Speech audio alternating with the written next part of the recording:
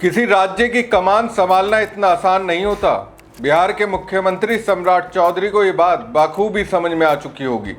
बड़ा आदमी तो गृह मंत्री अमित शाह ने मुख्यमंत्री सम्राट चौधरी को बना दिया, लेकिन जब कोई बड़ा बनता है तो उसे किसी भी मामले को कैसे टैकल करना चाहिए, मुझे नहीं लगता कि सम्राट चौधरी ये सीख पाए हैं। एक गमछाई उनकी पुलिस को हिलाकर रख दे रहा है।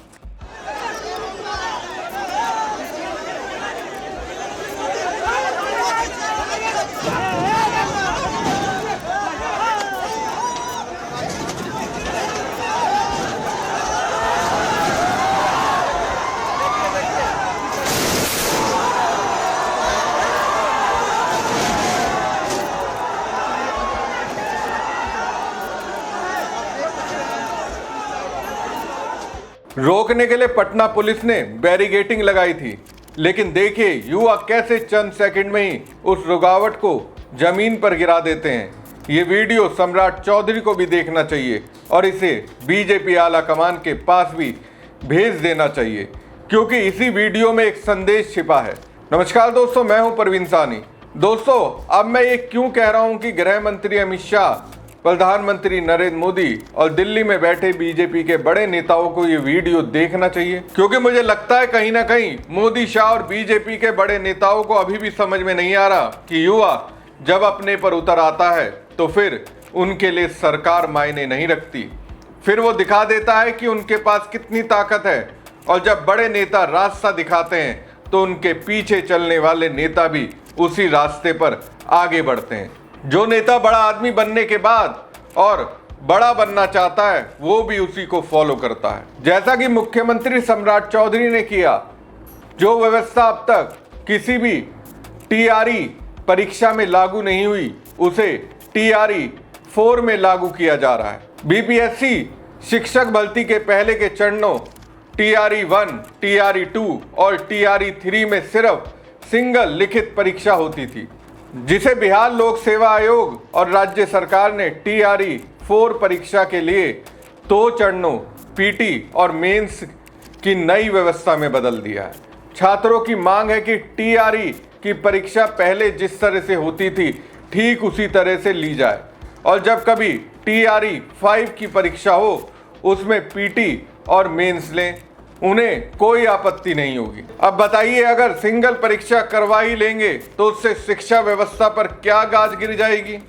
ये अकड़ दोस्तों ठीक उसी तरह की है जैसे दिल्ली में जंतर मंतर पर आंदोलन के दौरान मोदी सरकार ने दिखाई थी। नीट के अभ्यर्थियों की मांग तब तक नहीं सुनी गई जब तक पुलिस से लाठियां नहीं चलवा ली गई, लेकिन परिणाम क्या हुआ?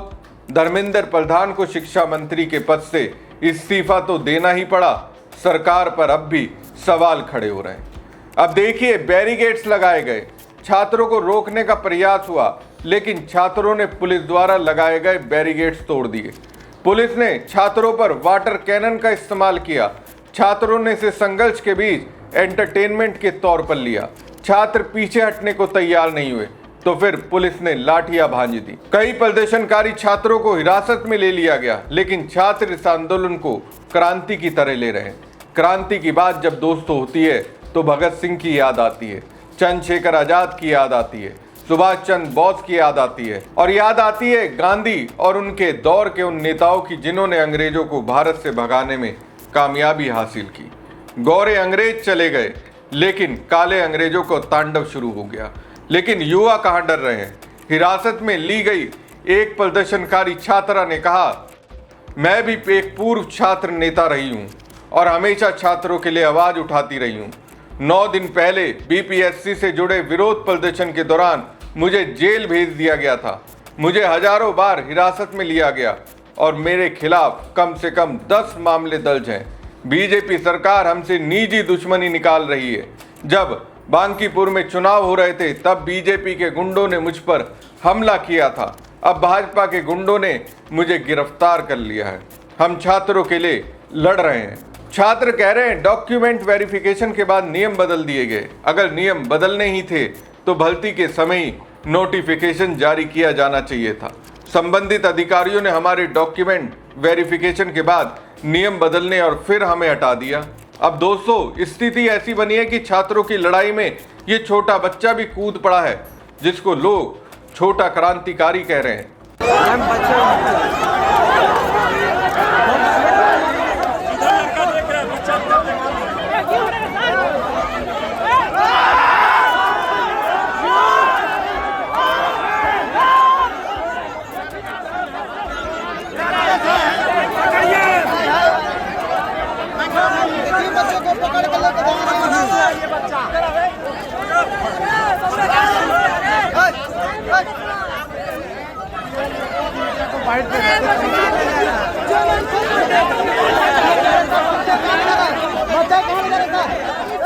6 साल के बच्चे से पुलिस एक तरह से डर गई है और उसे गोद में उठाकर ले गई।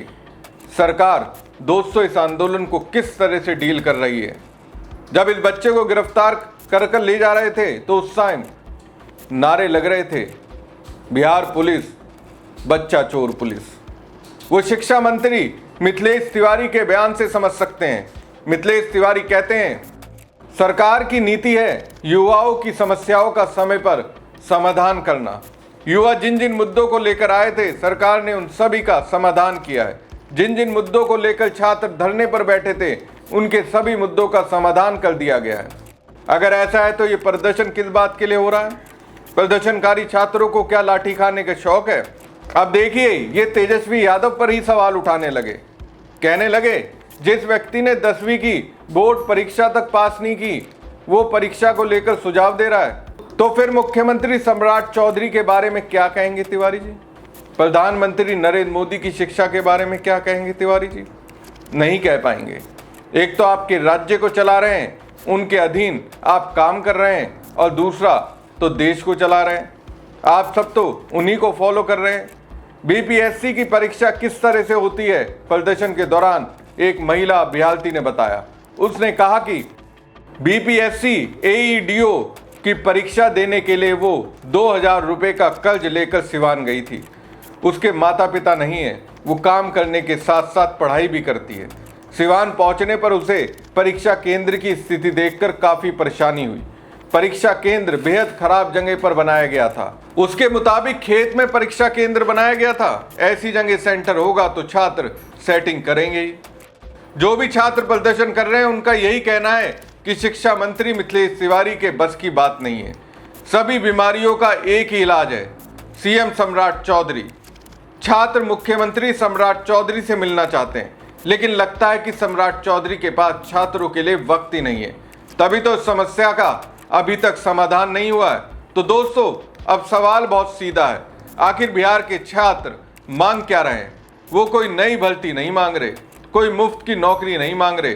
वो सिर्फ इतना कह रहे हैं कि जिस भर्ती प्रक्रिया के तहत वो तैयारी करते रहे, बीच में अचानक नियम बदलकर उनकी मुश्किलें क्यों बढ़ा दी गई? अगर सरकार का कहना है कि छात्रों की सभी समस्याओं का समाधान हो चुका है, तो फिर पटना की सड़कों पर इतना बड़ा प्रदर्शन क्यों हो रहा है? आखिर छात्रों को बैरिकेड्स तोड़ने की नौबत क्यों आ रही है? पुलिस को वाटर कैनन और लाठियों का इस्तेमाल क्यों करना पड़ रहा है? शिक्षा मंत्री मिथिलेश तिवारी कह रहे हैं कि सब कुछ ठीक है, लेकिन छात्र कह रहे हैं कि कुछ भी ठीक नहीं है। ऐसे में फैसला कौन करेगा? आखिरकार इस पूरे मामले में मुख्यमंत्री सम्राट चौधरी को सामने आना चाहिए, क्योंकि पुलिस आंदोलन को कुछ देर के लिए रोक सकती है, बैरिकेड्स लगाए जा सकते हैं, छात्रों को हिरासत में लिया जा सकता है, लेकिन युवाओं के मन में उठे सवालों को लाठियों से खत्म नहीं किया जा सकता।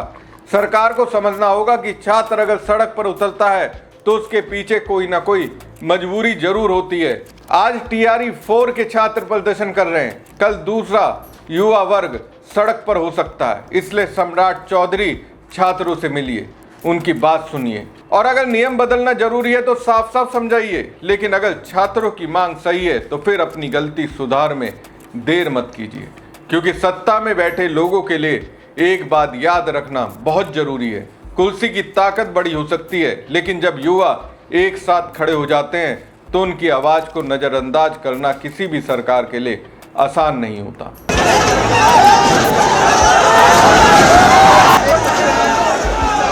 इनकी जंजीरों में वो ताकत नहीं जो हमारी क्रांति को रोक सके।